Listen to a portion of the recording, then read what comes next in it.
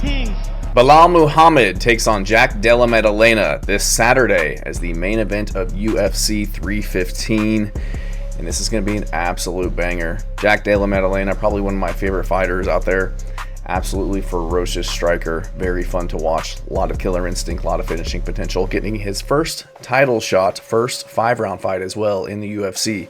Taking on Belal Muhammad, making his first UFC title defense since his win over Leon Edwards back in July. Going to be a very interesting matchup. Classic striker versus grappler matchup, you could say. But Leon starting to improve on his striking. Seems like every fight he's looking a little bit better, a little bit more crispier, much faster with his hands. In his last fight against Leon Edwards, mixing it up well with his takedowns. So very excited to see this fight and kind of see how it plays out. Belal Muhammad, been in the UFC for a long time, on a really good win streak. Had that kind of setback with Leon Edwards that ended with an eye poke, but hasn't lost since January of 2019 by decision to Jeff Neal. Before that, didn't lose since November of 2016. So tons of momentum on his side. A lot of high-level experience, 5-round experience. He's an elite wrestler, absolute cardio machine, kind of like a 170-pound Merab Dvalishvili. Can shoot takedowns endlessly and getting more and more dangerous on the feet every time we see him. Pretty good striking as of late, good hand speed, good jab.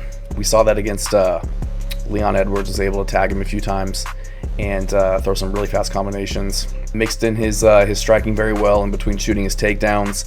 Was able to TKO Sean Brady back in the day by standing TKO, which was really impressive. I didn't see that one coming, but you know, he'll back you up with pressure, land his strikes, get you up to the cage, then shoot, or at least kind of make you work against the cage. So gonna have to really work that takedown and grappling game against somebody like Jack Della Maddalena, who no slouch in the grappling game either. You know, he's shown okay takedown defense. He's a jiu-jitsu brown belt, trains with Craig Jones and out of Australia, who's very high level on the ground, but elite striker, probably some of the best boxing that I've seen in the UFC, definitely in the 170-pound division.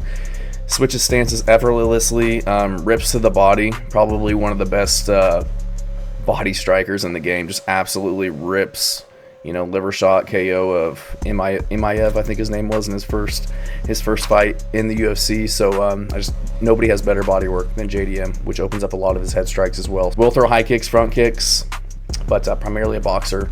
Never really comes out of the position. His hands are always up. He's always, you know, defensively responsible, kind of watching his opponent, waiting to see what they're doing.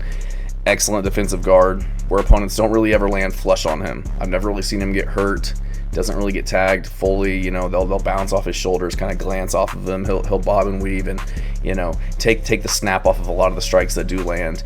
And he's able to stay in the pocket with that style, take glancing blows, but which allows him to kind of stay in position to land his strikes and his counter strikes. And very fluid combos. He'll even switch stance in between them. Covers a lot of distance to land his strikes. If you had asked me who won this fight prior to the last fight, where I thought Leon Edwards was going to smoke Belal Muhammad, just being a little bit more technical on the feet, better movement, better, just all around better fighter, I would have went with JDM. But seeing Belal, the way that he just kind of dismantled Leon Edwards in that last fight, was being very effective on the feet, getting his takedowns. You know, he did have some adversity towards the end of some of those rounds, the end of the fight, where Leon got on top and cut him open.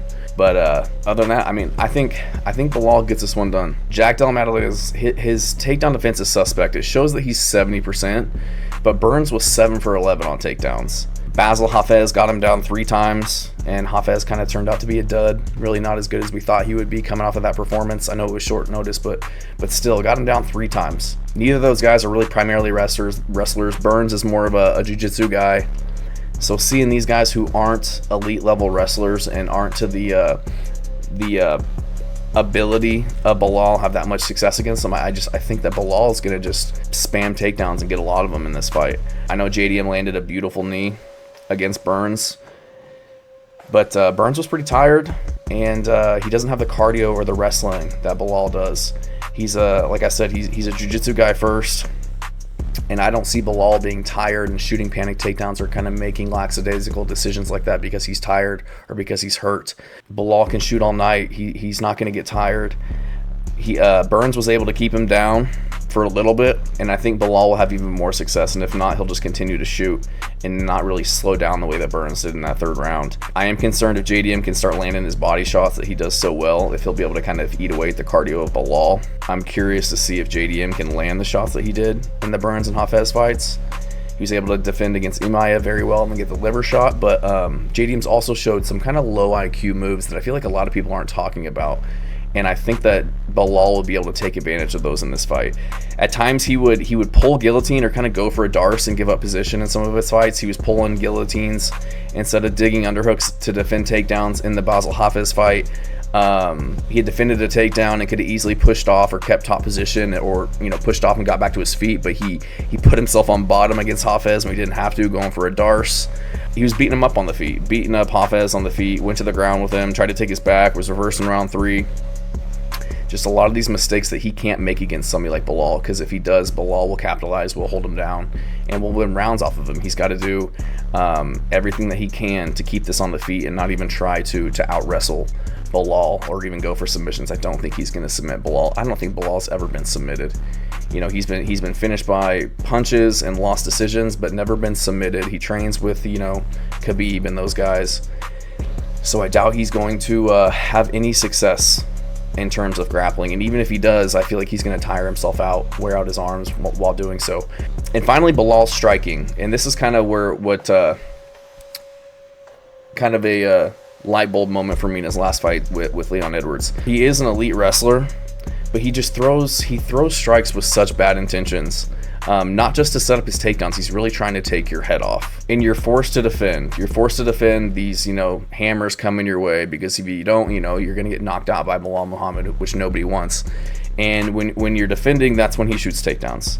He isn't worried about you shooting on him if he overthrows or if he gets off balance because he's winging punches too hard, because he knows that you're not going to grapple with him.